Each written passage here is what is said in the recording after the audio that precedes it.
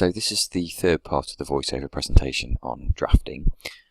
What we're looking at here is really the drafting assessment criteria and how they relate to the ideas of what good drafting practice is, which we mentioned in the first of the voiceover presentations.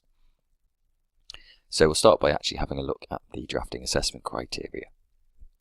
So you'll see that they are broken down into 4 categories, and we'll have a brief look at each of those. So the first point is actually fairly simple, really, to do with instructions. So you are assessed on how well you interpret your instructions. So in the assessment you will get some background information and some what are called heads of terms, so some key points that have been agreed.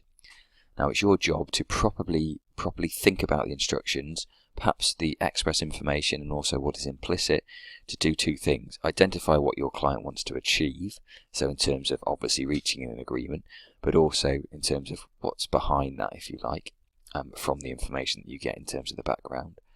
And what you need to make sure is that those instructions and that general idea of what they want is implemented in the agreement, so the agreement does do what is asked of you. So interpreting the instructions is very important, so make sure you really do pay attention and read very carefully the background instructions that you get. Second point about instructions is that you need to make sure that you are not including stuff that is totally irrelevant. So don't, for example, find a precedent on something that is vaguely related and then include a load of stuff that isn't actually relevant. And obviously you need to include and make sure you cover everything that is required and is relevant. Now, there is perhaps what might seem at first sight a grey area in between the two, so where you maybe have identified a precedent that's useful and it's got additional clauses in there. So it's not at all wrong, and it can be a very good thing to include clauses which will protect your client's position and perhaps follow on from their primary obligations. So, just as an example, let's imagine that you've got an agreement that deals with storing things on somebody else's property. So it might be easy to set out the primary obligations, duties, rights, etc. But following on from that, you may need to think about such things as insurance. So who pays for the insurance? What happens if an insurance claim is made? Things like indemnifying each other against loss that isn't covered by insurance. So there are consequences that in commercial agreements, if you like, secondary issues that you need to think about.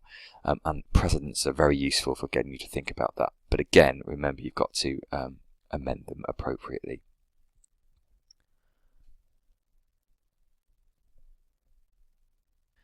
Now, structure and layout are, again, of central importance, as you see, and they are account for 40% between them of the assessment criteria. Now, I'm mentioning them together because there is some kind of overlap. So structure will generally look at, as is identified in the criteria, the logical order. So what we'd expect to see from documents, and I'll mention this in a moment on the next slide, but is that they are constructed in a way that is logically coherent. So it doesn't start, for example, with the execution, the signature of the document, and it doesn't start with schedules. So there is some conventional ways of doing it, and the use of precedents is helpful, and we've obviously had a quick look at that. The construction of the clauses themselves, they need to work in terms of what they need to do, but in terms of being understandable. And they need to be divided up in an appropriate way, so how you structure the actual individual clauses is important. And we've already had a look at the idea of definitions when looking at the precedent, but the use of definitions, so how you use them, i.e. are they useful, do you use them consistently, are you using capitals, are the definitions clear and precise. So all of those things will be something that we'll be looking at. In terms of the layout again, it is linked to structure, but have you laid the whole document out in a way that is visually appealing and actually is easy to follow? So things like the use of headings is important, so to break the document down into more manageable chunks. That numbering is used again to break the document down, but is also consistent, so you haven't got 2 clause 2s or 2 clause 2.1s. And that when you're cross-referencing other clauses, that makes sense. I'll mention that in a minute. And the overall presentation, so there shouldn't be any messiness in the presentation. Text should be separated appropriately in terms of clauses and lines. It should be consistent in terms of the font used and the size, in terms of where the margins are, in terms of, again, setting out the documents, which we'll have a look at in terms of the headings and the numbering. And finally, the last criteria is language. So it's really important that you are accurate with your language for two main reasons. First, that it creates something that is understandable and unambiguous as possible. And second, that it doesn't look very professional if you can't spell, punctuate or use grammar correctly, and if you misidentify things. So you need to be very clear and precise with your language and very carefully think about the terms that you're using, and that is one of the most important and most difficult skills to get in drafting. So again, just a brief couple of slides just to kind of give a couple of points about in a bit more detail about some of those criteria. So just briefly mention the structure. One thing to be aware of is that the conventional structure, and there usually is for each type of document you might be drafting, will vary. So, for example, there is a conventional approach to drafting a will. It hasn't just been picked on a whim, it's sort of been honed through years of experience, but it will be slightly different to obviously the way that you would structure an agreement. A will is, after all, a document created by one person saying what will happen to their property on death, and an agreement is a contractual agreement between two people. So there are differences in terms of the convention, so just be aware of them. There's also a very different structure when you are thinking about drafting non-contentious and contentious documents. So contentious documents, we mentioned in the first voiceover presentation, are things like statements of claim and witness statements. They serve obviously a very different purpose, and the conventions of those drafting are slightly different, and we won't focus on those because we'll be looking at typical non-contentious documents and particularly fairly simple contractual agreements. But I've set out here on the slide just an overview of sort of the overall structure of typical non-contentious documents. So sometimes you will see particularly this in maybe some wills, but also some transfers of land, particularly where the person transferring is maybe a personal representative or an administrator and not the person who was necessarily the owner before they died, for example. We'll often have a recital sort of setting the background. So what happens to give this person the ability to sell the land, for example. Not that common in contractual agreements, but can be, particularly in lengthy ones. We've already looked at this in the precedent, but quite often after the recitals and in a contractual agreement, identification of the parties will usually be a definition section, sometimes also an interpretation section, but doing similar things, so setting out rules for particular meanings of words in the rest of the document. Then there'll be operative provisions, so that will be the bit that creates rights and obligations, and usually the primary ones will be first, and you will tend to find that they are in lengthy agreements grouped together. So for example, in the context of a lease you often see tenants' obligations and then landlord's obligations and then general provisions about the agreement. Again, have a look back at the precedents for some initial insight into that.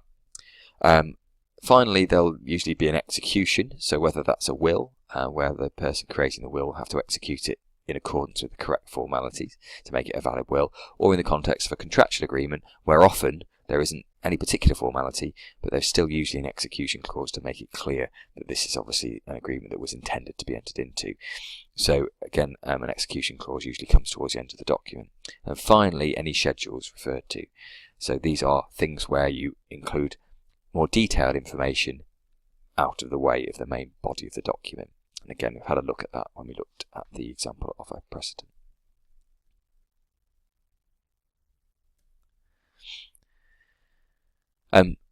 So related to structure is layout. So I won't spend too long on this, but the idea is that you should be able to read the document easily as a whole, and you should be able to find your way through it, both you and the person who will be using it on a regular basis. So one important thing to remember is that you're not just writing this or creating this document for you, you're creating it for use by usually other people who are not necessarily lawyers. So they need to be able to navigate their way around it. Imagine a client who quickly wants to find out what the provisions in the lease are about rent review.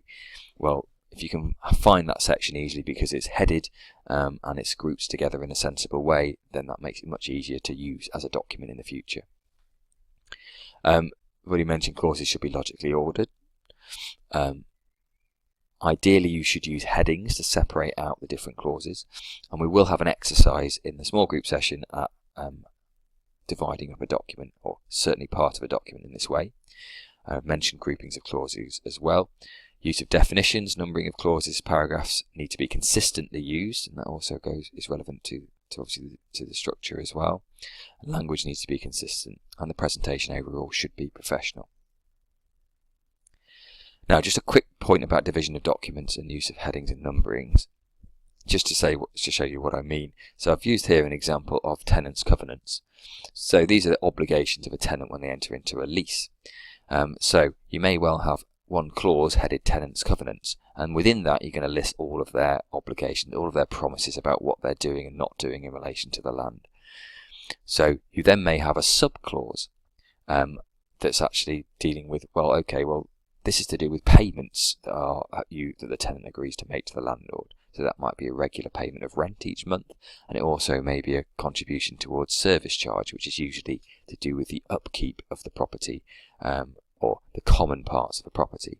So for example, if you are renting a flat in a large building, you'll need to contribute towards the cost of the lift and the exterior and the roof of the building, and that's done through something called a service charge.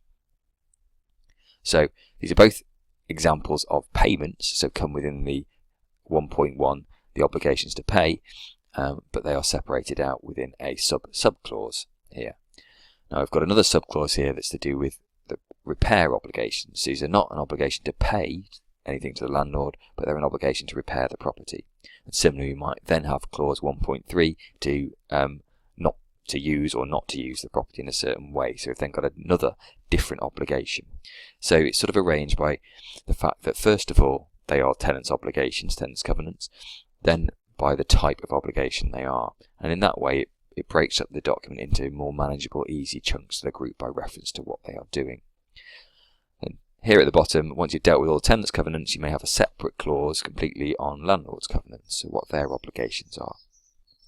And that principle can be used in any type of drafting, and it is a very useful way of as I say, dividing the document into logical, smaller, manageable chunks.